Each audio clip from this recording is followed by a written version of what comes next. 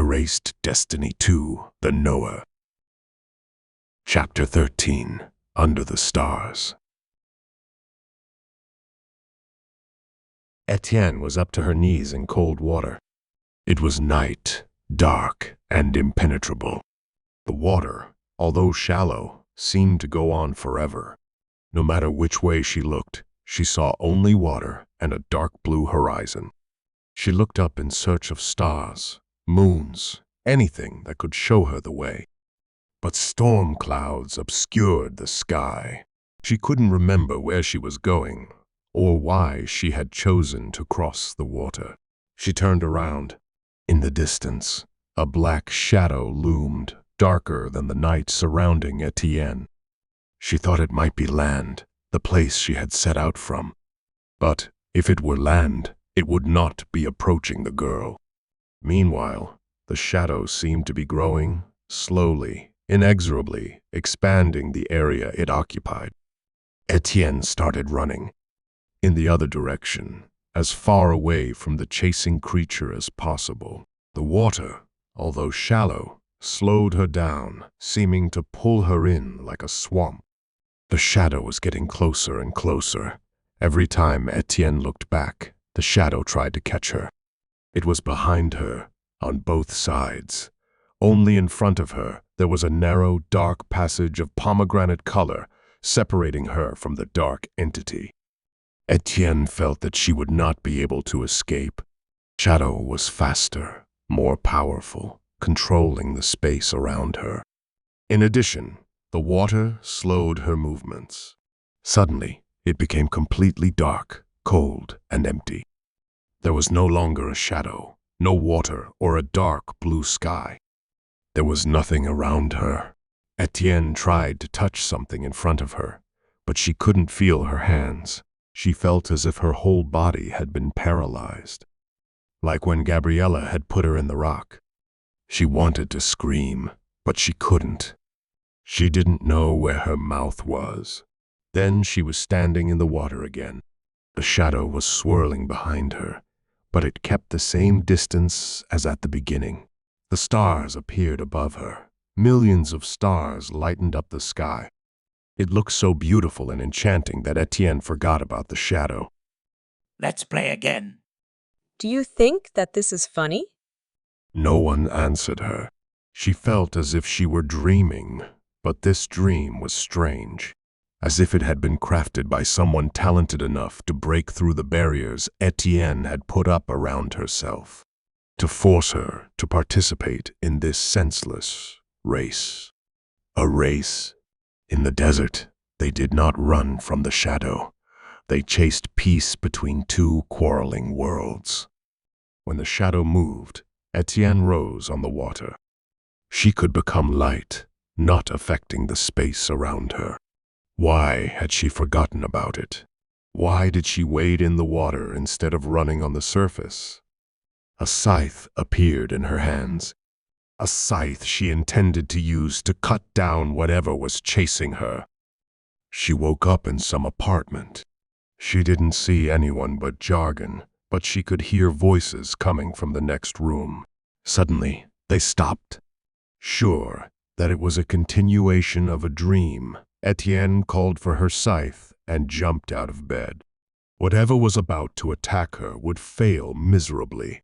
Instead of another shadow, Sonja looked at the girl, and right behind her was Uzumat. They looked at each other in silence. I had a terrible dream. Escaping from a shadow, fighting against intangible opponents. As if I couldn't rest for once. Are we going back to Sintra? Yes. The sooner we leave this horrible city, the better. Set up the portal. The whole group ended up in front of Yum's house, including Jargon, who was not fully awake. After taking the sleeping powder, his body could not return to normal functioning. Drowsiness, dizziness, and difficulty opening his eyes were just some of the ailments that affected the boy. Nathan was unable to take control of him. He felt like he had been drugged with hallucinogens during the test Etienne had subjected him to. He couldn't find his way in his own head amid strange thoughts. Go get the rewards. The vampire returned after a while with a bag full of coins and the lady of the Crystal Palace as a special prize. Before the lady expressed her appreciation for the efforts of the subjects, their diligence, talents, and persistence in carrying out their assigned tasks, as well as their exemplary attitude while facing the disaster, Uzumamat asked, "How much vacation do I have left?" I have no idea. Have you ever taken time off? Not under my rule, anyway. I'd like to take a long vacation now. Breeze has also left the palace. Are you reactivating the tournament team? Etienne's smile could be interpreted as both confirmation and appreciation of Zuzu's idea. Reuniting the old team had crossed Etienne's mind more than once, but she was missing two key players, Fidelis and Nathan. Both dead, missing, out of contact. The mages were still standing, but one Uzumad was not enough for hand-to-hand combat, especially since Etienne had only a tiny fraction of her former power left. With a heavy heart, Etienne had to postpone the return of the most dangerous tournament team until a more favorable moment. Breeze, since she took time off, she will probably come to Sintra, which meant that Etienne had to find something to do, not only for the hyperactive vampire, but also for the unpredictable weirdo.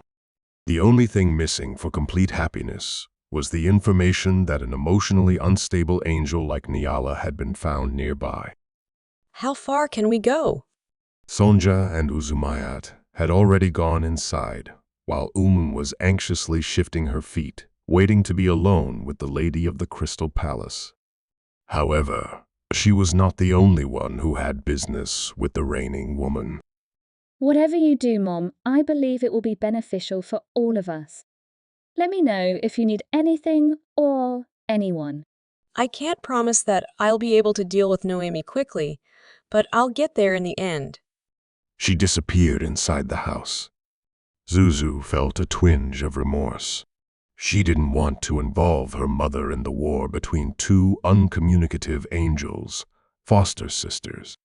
She did not want to expose her mother to unpredictable Noemi. That is why she gratefully accepted the vacation requests of both Uzumaat and Breeze. And she intended to pay both of the former ruler's helpers their salaries regardless of the time they spend outside the palace. Etienne's help took a great weight off Zuzu's shoulders, allowing her to look to the future with hope and optimism. But again, at what cost? Why was her peace of mind depriving someone else of sleep? Someone who had suffered enough in life, who had happily overcome an enormous number of equally serious crises. The merchant did not allow Zuzu to think about it any longer. I would like to talk about the sanctions against Turdum. The last catastrophe. They will be withdrawn in the near future. We will also send support troops for the duration of the city's reconstruction. I stand by everything Ollivander said. Etienne proposed a recovery plan for Turdum, which will be implemented immediately. The man bowed and hurried after the vampires, dragging the semi-conscious jargon. Zuzu looked at Uma with the sadness of a healer who had to say that nothing could be done. But, in such situations, death mages were usually called in. We are finishing gathering evidence. I will not kill Uriel or lock him in a dungeon. At Etienne's request, he will be judged in Sintra. I will not hide the fact that his prospects are bleak. Life imprisonment in a dungeon is the mildest possible punishment. The girl collapsed onto the grass. All her efforts were in vain. Her struggle was only worth a few extra days of life for her father. A few months spent in a dungeon. What kind of man is your father? It took him a moment to realize that the question was directed at her. She tried to force her brain to come up with a sensible or even any answer. Caring. That was the best she could come up with. What do you think is the most important thing in life? In relationships with people? In being a mayor? Feeling the weight of the ongoing discussion, allowed herself to take a few deep breaths. She tried to control her emotions, but she couldn't hold back the tears that were welling up in her eyes. So she cried, uttering the next words slowly. H. Honesty. People need to believe that officials act in accordance with the law, that they won't be deceived. The same goes for families. You have to tell the truth. You're a clever girl. You're right. It's a shame your dad didn't think so. Honesty, respect, and hard work are the most important qualities for a civil servant and for every person. Now listen to me carefully. Uriel can't make it to the trial. You will be punished for hiding him, but only financially. After 5 years, the case will be time-barred. Do you understand? Ami nodded. It took her a moment to realize what Zuzu had said, what loophole she had left for them. She didn't have time to thank her because the woman had disappeared. Feeling as if she were levitating, entered the living room where the expedition members were spread out on the carpet, and the servants were standing hypnotized against the walls, having previously tried to use brooms to chase away the uninvited guests. We shall share the money. The most pleasant part of the mission. I'll pass. A coffin in your apartment is enough for me. In your case, any payment is a waste of funds. I'll pass too. I've got more than enough already. But I'd like to talk about what happened in Turdum. About the future of this city. Ami kept to the side, clearly showing that she wasn't interested in money. You'll need it to pay the fine for Uriel. You shall get a share of Uzumayat and Cyril. As compensation for the damage to your young psyche. A pile of coins to be divided among 5 people. Who has the greatest skill in counting? Could it be our dear guide? Indeed. Although I wasn't much of a guide anyway. Jargon had rarely seen his father in such a good mood, relaxed, at ease in conversation, and with gestures. The short trip to Teardam had affected him no less than solving the delivery problems. Slowly returning to reality, Jargon wondered how long his father would be able to keep up his good spirits. Until he saw the grieving Joanna, or maybe a few days longer. Don't count me in. I got myself into this mess. And my fortune is more than enough for thousands of people to live a comfortable life. Don't be such a grump. What should I do with the payment then? Maybe pay for dance lessons, or She leaned over to Jargon and whispered in his ear. buy a big, very big bed.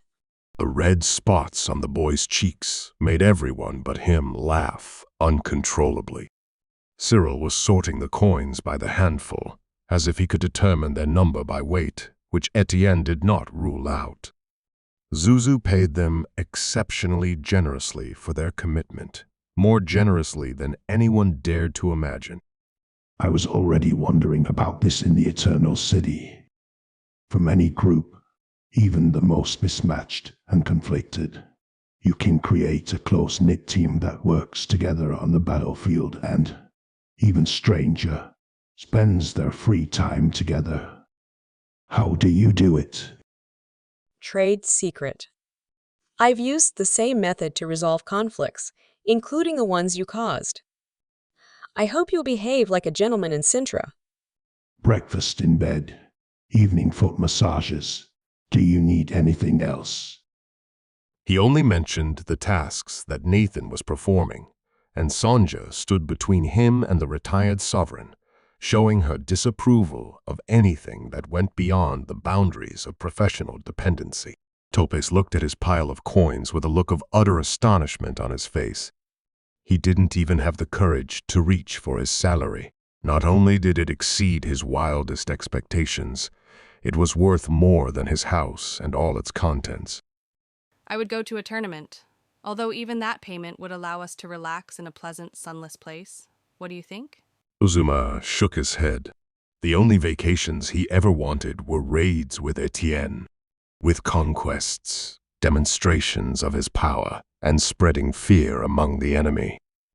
We can't work all the time, at least for a few months. The sun will make us both blind. Don't be a bother.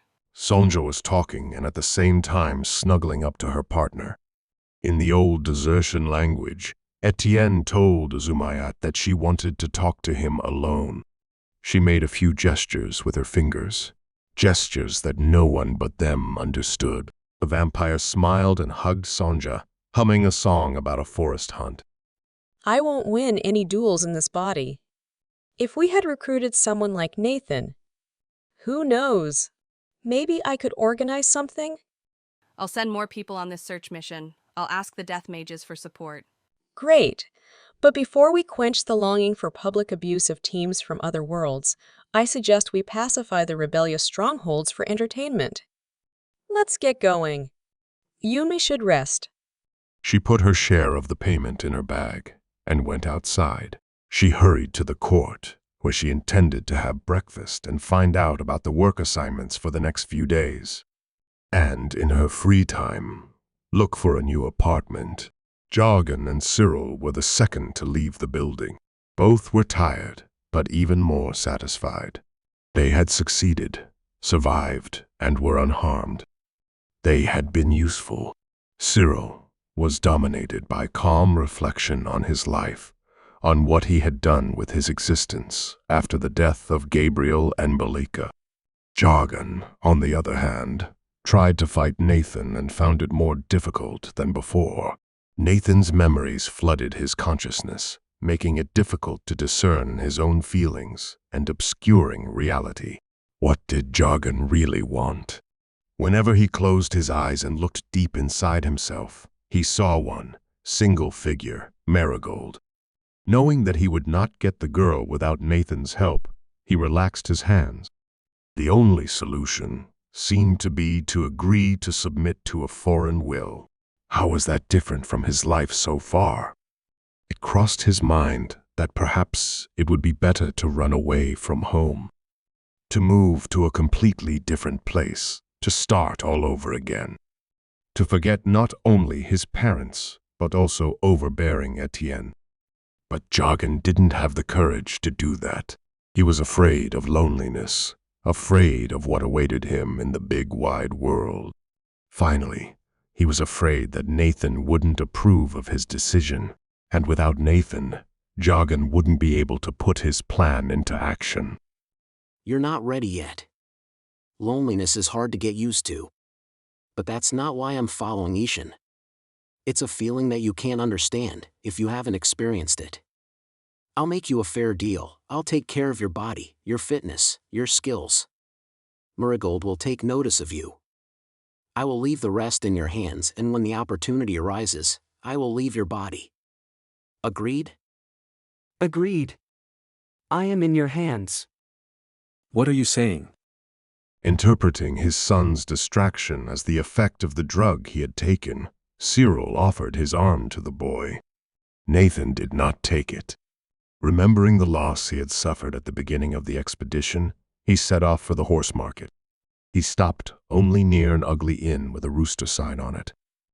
Are you going to manage on your own or do you want some help? I'll do it myself. Are you sure Titan wasn't hurt? I'm sure. Your mare was getting on in years. That's probably why she couldn't handle being locked up. Knowing that Jargon's decision-making process takes much longer than most men's, Cyril went to the inn. Sipping a cold beer, he watched his son wander among the traders. The boy did not approach any horse, as if he could judge the health and qualities of the animal from a distance. Cyril ordered roast legs as well. He instinctively asked the waitress about the latest gossip about events that could affect his business. Before the food was brought, Jargon joined his father. At his side stood a tall, dark brown steed with a black mane and equally dark eyes. I figured I'd need a fast horse if I was going to catch up with Flying Ishan. What do you think of him? I named him Putski. Good choice, son. Healthy, strong, about 3 years old. Trained to ride. And he's calm. I hope he serves you well. Putski. Does it mean rain? Jargon wanted to name the horse Puffy, But Nathan didn't agree. He chose the word with a more masculine connotation. Thunder heralding a storm. Are we going home? Let's have a lunch first. I didn't sleep much last night and got hungry.